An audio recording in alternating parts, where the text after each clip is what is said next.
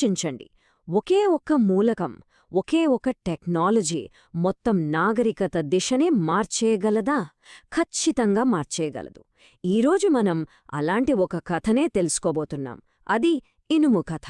ఈ ఒక్క లోహం ప్రాచీన భారతదేశంలో వ్యవసాయం దగ్గర్నుంచి రాజ్యాల వరకు, యుద్ధాల నుండి సరికొత్త ఆలోచనల వరకు ప్రతిదాన్ని ఎలా శాశ్వతంగా మార్చేసిందో చూద్దాం. సరే, మన ప్రయాణం ఎలా ఉండబోతోందంటే, ముందుగా ఒక విప్లవంతో మొదలు పెడదాం. అదే ఇనుప యుగం నాటి నిప్పురవ్వ.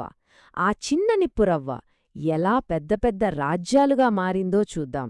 ఆ తర్వాత ఆ రాజ్యాల నుంచే పుట్టిన కొత్త ఆలోచనల యుగంలోకి అడుగుపెడదాం.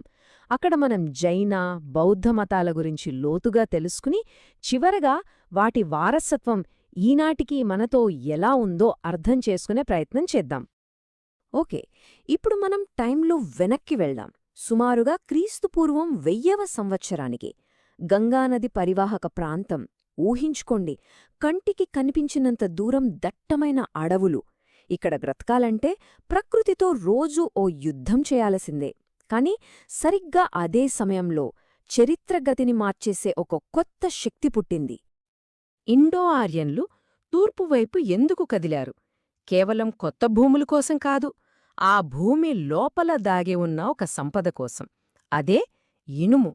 ఆ దట్టమైన అడవుల్ని ఛేదించాలన్నా, గట్టి నేలల్ని దున్నాలన్నా, గంగా మైదానాల అసలైన శక్తిని బయటకు తీయాలన్నా, దానికి తాళంచెవి ఇనుము దగ్గరే ఉంది. ఇక్కడే అసలు గేమ్ మారింది. ఇనుప గొడ్డళ్ళొచ్చాయి, అడవుల్ని నరికేశారు. ఇనుప నాగళ్ళొచ్చాయి, భూమిని లోతుగా దున్నారు. ఫలితం ఊహించనంత స్థాయిలో పంటలు పండాయి. అంటే ఫుడ్ సర్ప్లస్. ఇప్పుడు అందరూ పొలాల్లోనే పనిచేయాల్సిన అవసరం లేదు. దాంతో కొందరు వస్తువులు తయారు చేయడం మొదలుపెట్టారు, మరికొందరు వ్యాపారం వైపు వెళ్లారు. ఇవన్నీ కలిసి సరికొత్త నగరాలకు ప్రాణం పోశాయి. ఇది అచ్చంగా ఒక డామినో ఎఫెక్ట్ లాంటిదన్నమాట. ఇక్కడ మనం ఒక చాలా ముఖ్యమైన తేడాను గమనించాలి. భారతదేశంలో మొదటి పట్టణీకరణ అంటే హరప్పా నగరికత, బ్రాంజ్ ఏజ్ అంటే కంచు యుగానికి చెందింది. కాని ఈ రెండవ పట్టణీకరణకు అసలు పునాదే ఇనుము. అందుకే ఈ కొత్త నగరాలు కేవలం జనాలు నివసించే ప్రాంతాలుగా మిగిలిపోలేదు. అవి రాజకీయాలకు కేంద్రాలుగా, వ్యాపారానికి అడ్డాలుగా, అంతేకాదు పవిత్ర క్షేత్రాలుగా కూడా వెలిశాయి. సరే, ఆహారం సమృద్ధిగా ఉంది, సంపద పెరుగుతోంది. మరి తర్వాతేంటి? సహజంగానే అధికారం కోసం పోటీ. ఈ వ్యవసాయ సంపద చిన్న చిన్న తెగల్ని కలిపి పెద్ద పెద్ద రాజ్యాలుగా ఎలా మార్చిందో ఇప్పుడు చూద్దాం. చూడండి, క్రీస్తుపూర్వం 6వ శతాబ్దం నాటికి భారతదేశ రాజకీయ పటం పూర్తిగా మారిపోయింది. ఇవే మహాజనపదాలు. ముఖ్యంగా గంగా మైదానం చుట్టూ మగధ, కోసల, అవంతి లాంటి శక్తివంతమైన రాజ్యాలు పుట్టుకొచ్చాయి. రాబోయే కొన్ని వందల ఏళ్లపాటు భారతదేశ చరిత్రను శాసించబోయేది ఈ రాజ్యాలే. ప్రాచీన గ్రంథాలు మనకు ఇలా ఒక 16 మహాజనపదాల గురించి చెబుతున్నాయి. ఇది కేవలం ఒక లిస్టు కాదు, ఇదొక పెనుమార్పుకు సంకేతం. వందలాది చిన్న చిన్న తెగల స్థానంలో ఇప్పుడు పక్కాగా వ్యవస్థీకృతమైన పెద్ద పెద్ద రాజ్యాలొచ్చాయన్నమాట. అంటే భారతదేశం ఒక కొత్త రాజకీయ యుగంలోకి అడుగుపెట్టింది. ఈ కొత్త రాజ్యాల్లో మనకు 2 రకాల పాలన కనిపిస్తుంది. ఒకటి రాచరికం, అంటే తండ్రి తర్వాత కొడుకు, అలా వంశపారంపర్యంగా రాజులు పాలించేవి. వీటికి వేద సంప్రదాయాల మద్దతు ఉండేది. మరొకటి గణసంఘాలు. వీటిని మనం రిపబ్లిక్స్లాగా అనుకోవచ్చు. ఇక్కడ ఒకే రాజు కాకుండా కొందరు వంశ పెద్దలు కలిసి సమిష్టిగా నిర్ణయాలు తీసుకునేవారు.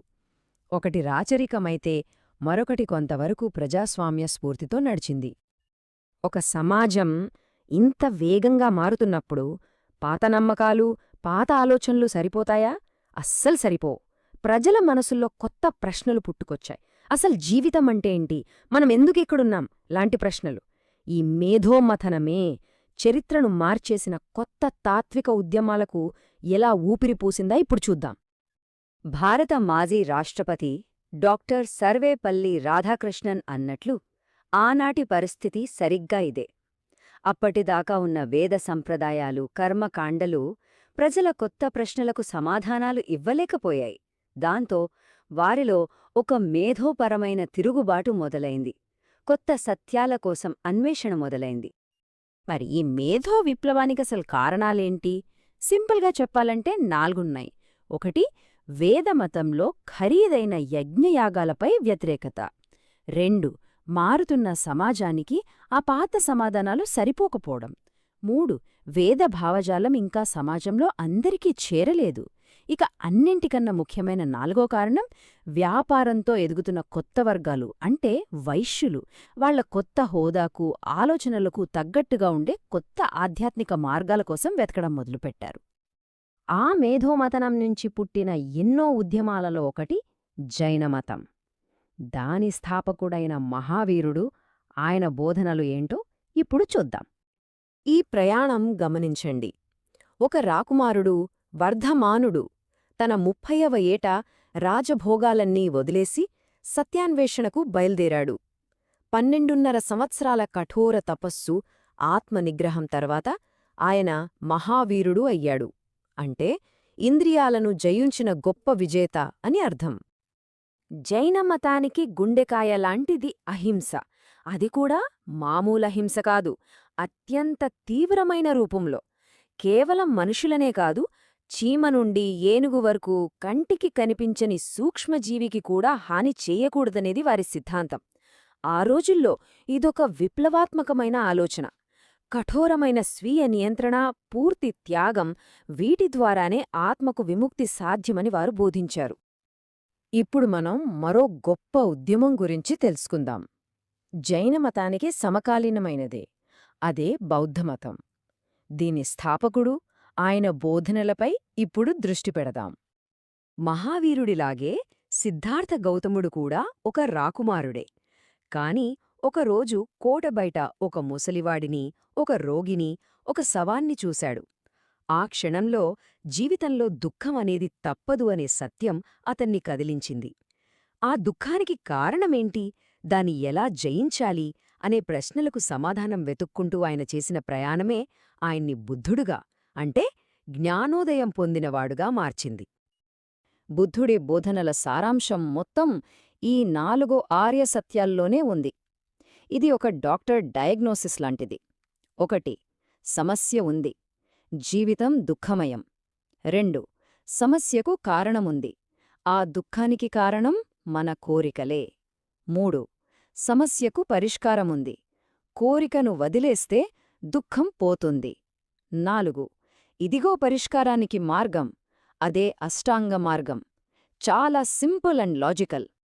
ఇదే బుద్ధుడు చెప్పిన మధ్యమార్గం. అంటే అటు విపరీతమైన భోగాలు అనుభవించడం, లేదా ఇటు జైనంలా శరీరాన్ని కష్టపెట్టే కఠోరమైన తపస్సు చేయడం. ఈ 2 తీవ్రతలకు దూరంగా ఒక బ్యాలెన్స్డ్, ప్రాక్టికల్ మార్గం. అదే ఈ అష్టాంగ మార్గం. ఇది మంచి నడవడిక, మానసిక క్రమశిక్షణ, సరైన జ్ఞానం అనే 3 స్తంభాలపై ఆధారపడి ఉంటుంది. ఈ ఆలోచనలు కేవలం పుస్తకాలకే పరిమితం కాలేదు. అవి అందమైన కళగా, గొప్ప శిల్పంగా, అద్భుతమైన కట్టడాలుగా మారాయి. ఒకవైపు జైనమతం యొక్క సూక్ష్మమైన, అలంకారమైన కళ కనిపిస్తే, మరోవైపు బౌద్ధమతం యొక్క ప్రశాంతమైన, గంభీరమైన స్థూపాలు, విహారాలు మనకు దర్శనమిస్తాయి. వారి తత్వశాస్త్రమే వారి కళలో ప్రతిబింబిస్తుందన్నమాట. సరే, ఇంత గొప్పగా మొదలైన ఈ ఉద్యమాలు కాలక్రమేణా భారతదేశంలో వాటి ప్రాభవం ఎందుకు తగ్గింది? వాటి శాశ్వత వారసత్వం ఏంటి? ఇప్పుడు చివరిగా ఆ విషయాలు చర్చిద్దాం. మరి పుట్టినగడ్డమీదే వివెందుకు బలహీనపడ్డాయి? జైనమతం విషయంలో దాని కఠిన నియమాలు సామాన్య ప్రజలు పాటించటం కష్టమైంది. మరోవైపు ఒకప్పుడు అశోకుడిలాంటి చక్రవర్తుల మద్దతు పొందిన బౌద్ధమతం తర్వాత రాజాదరణ కోల్పోయింది. మఠాల్లో అవినీతి పెరిగింది. అంతర్గత విభేదాలు, విదేశీ దండయాత్రలు కూడా దీని క్షీణతకు కారణమయ్యాయి. ఈరోజు మన చర్చను ఒక ప్రశ్నతో ముగిద్దాం. 2.5 సంవత్సరాల క్రితం పుట్టిన ఈ ఆలోచనలు, అహింస, కరుణ, మధ్యమార్గం లాంటివి ఈరోజు మన ప్రపంచాన్ని ఎలా ప్రభావితం చేస్తున్నాయి? ఇనుముతో మొదలైన ఆ భౌతిక విప్లవం చివరికి మానవ ఆలోచనా విధానంలో ఒక శాశ్వతమైన విప్లవానికి దారితీసింది. ఆ వారసత్వం, ఆ ప్రశ్నలు, ఆ సమాధానాలు ఈనాటికి మనతోనే సజీవంగా ఉన్నాయి. ఆలోచించ 10, 9, 8, 7, 6, 5, 4, 3, 2, 1, 0. Subscribe for more content.